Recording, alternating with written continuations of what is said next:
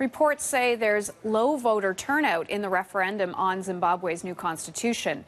Maybe because many people think it's pretty much a done deal. It's based on an agreement between the country's president and its opposition leader, and both of them voted yes yesterday. The CBC's Dominic Velitis is in London. So, Dominic, thanks for joining us. How will this new constitution change things in Zimbabwe?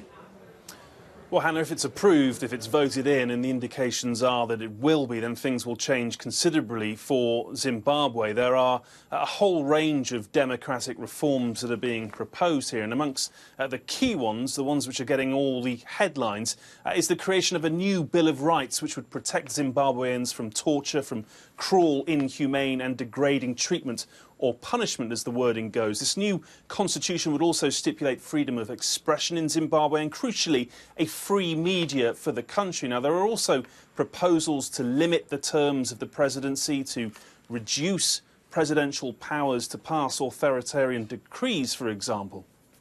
Now, does this mean an end of the Mugabe era?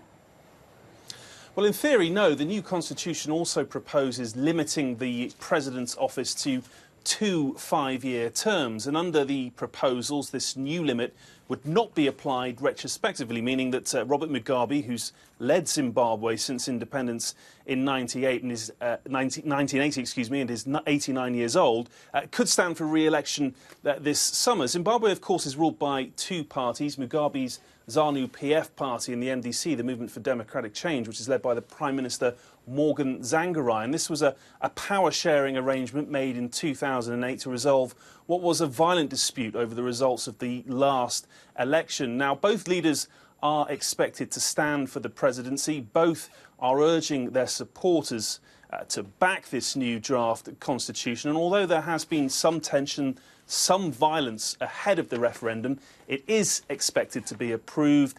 There is certainly an appetite for change in Zimbabwe, despite that reported low voter turnout. Hannah.